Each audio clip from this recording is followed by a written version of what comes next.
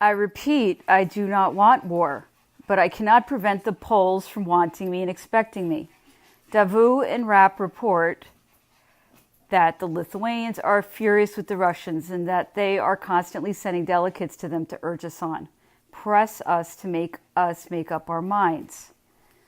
You are being misled, sire, was my reply. I explained to the emperor that of all the governments which had partitioned Poland, the Russian government was by its nature best suited to the Polish nobility, that they had been well treated by the Tsar Paul, and even better treated by Alexander, that I had met many landowners from Polish Russia and had found that while of course they regretted their lost national independence, they had little stomach for a new venture to recover it which might not, even if it succeeded, involve Poland's being reinstated as an independent power, that the example of the Duchy of Warsaw, whose situation, from their point of view, was far from satisfactory, had not turned them in our favor so much as His Majesty thought, that the rivalries persisting between the great Polish families, no less than the natural instability of the Polish character, would always hinder their common action. I added that the emperor ought not to shut his eyes to the fact that it was only too well understood in Europe nowadays that, when he concerned himself with the affairs of a country, it was to serve his own rather than its interests. You think so, do you? Yes, sire, I replied. You don't believe in spoiling me, he said jokingly. It's time to go to dinner, he added, and withdrew. Thus ended a conversation which had lasted for 5 hours and left me with no hope that peace would be maintained in Europe. Later I saw the Duke of Bassano once more. He assured me, as the emperor had done, that there was no question of wanting war, that Petersburg's fears were groundless, and that the emperor was not prepared now to reverse any of the measures he had thought it necessary to take. Henceforth, I had small hope of seeing the emperor change his policy. Nevertheless, I did not allow myself to be discouraged. The situation in Spain, bad though it was, might precipitate events which would induce a different political outlook. For 2 months past, the tendency had been to carry on less agitation amongst the Poles, and to restrain the activities of generals and secret agents in Germany.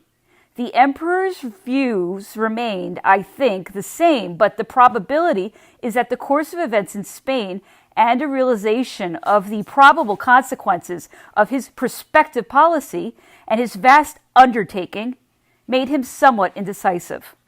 Ostensibly, the government's attitude was less aggressive, its object being to make the adoption of a pacific policy possible if developments made such a policy necessary, or if its wisdom became so apparent that the party favoring it triumphed.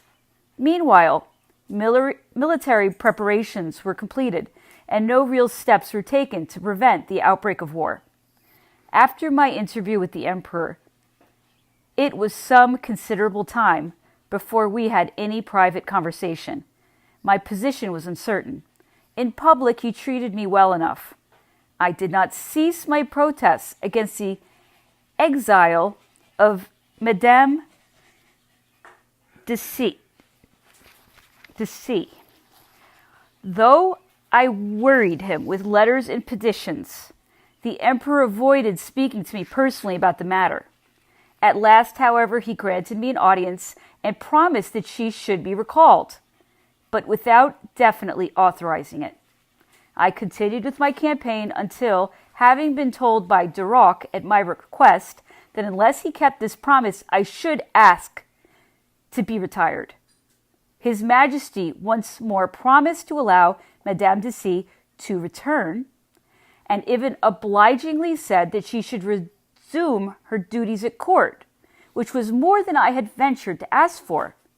But next day it was clear that the emperor had tacitly put a price on this mark of his favor, because when I refused his request to tell Prince Kurakin that in my opinion the emperor had no intention of reestablishing Poland, nor any wish to see it reestablished, and that he stood by the alliance and was arming only because Russia had mobilized. His promise to recall Madame de C remained unfulfilled, despite the fact that His Majesty had twice invited me to dine with him and for 8 days treated me in such a way as to suggest he held me in great favor. During this time, he had long conversations with me at St. Cloud and once after dinner at Bagatelle. In each case, the conversation was about Russia. The emperor continued to assure me that he had no desire for war and really had small regard for the Poles. A trivial people, he said, and a state difficult to shape to any useful purpose. If the king I give them does not happen to suit, everything will go badly. And it is difficult to make a good choice. My family does not back me up. They are all insanely ambitious, ruinously extravagant, and devoid of talent. For the rest, the remarks about Russian affairs in the course of my first audience with the emperor on arriving in Paris were more or less repeated.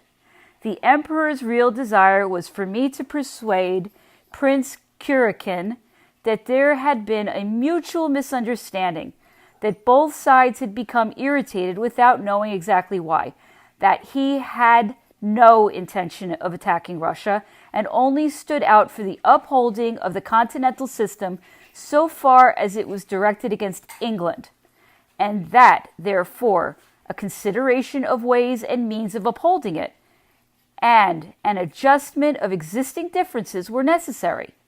But when I approached fundamentals and began to discuss in detail the mutual concessions whereby this object might be realized, the emperor changed the subject. Since it was clear enough that he had not really altered his plans, but had, at the most, merely postponed their execution, and that all he wanted of me was that I should allay Russia's suspicions so that he might gain time, I avoided becoming his intermediary and begged the emperor to entrust Monsieur de Lauriston with any communications he might wish to make to the Russian government. This suggestion greatly displeased him and brought our conversation to a summary conclusion. Henceforth the emperor, besides persecuting my friends, inflicted on me every sort of vexation which he could inflict on a state official, even to the extent of withholding payments to which I was entitled. He let slip no occasion to make me feel the weight of his displeasure, and replied to my complaints about my financial claims by pleading ignorance of the matter. My renewed solicitation to the emperor in regard to Madame de C's exile met with no success, no matter whether I broached it verbally or by letter or through the mediation of Duroc. Finally, I again raised the question of my retirement with the Grand Marshal. "Less than ever is the moment to take such a step," he said to me. "You will lose your friends and ruin yourself. Have patience, and things will straighten out. Just now the emperor is annoyed with you, but he holds you in esteem. He is even fond of you. He takes a great interest in Madame de C. Things will straighten out, I tell you, if you do not lose your head and put yourself in the wrong. It is absurd of you to take the Russian business so much to heart. We can do nothing about it. Since you cannot hope to change the emperor's plans, why irritate him? He has his point of view. He is aiming at some objective for which we know nothing. You can be certain that his policy is more far-seeing than ours. In short, I strongly advise you as a friend to postpone your plans for retirement." He continued in this strain for a long time, but discussing the same topic. A few days later, the emperor gave him reason to hope for a definite change in the near future. Duroc, who brought me this good news, again made me promise to be patient, and pointed out that as a soldier I could not leave the service before peace was concluded. He repeated that the emperor would come round in time, that he was bitter, but always spoke of me with esteem. Realizing that I was achieving nothing by these means, I addressed myself officially to the Minister of Police, the Duke of Rovigo, who broached the question frankly with the emperor, pointing out that there was no reason for continuing an act of severity which was making a bad impression, even from the political point of view. but he obtained no satisfaction on this occasion. It was at this period, I think, that the emperor summoned one of his ministers to Saint-Cloud. After a few minutes of general business conversation, he said to him, "Let us go for a stroll."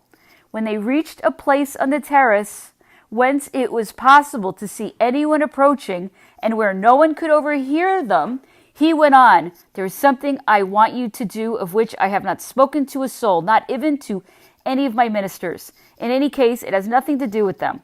I've decided on a great expedition. I shall need horses and transport on a large scale. The men I shall get easily enough, but the difficulty is to prepare transport facilities. I shall need an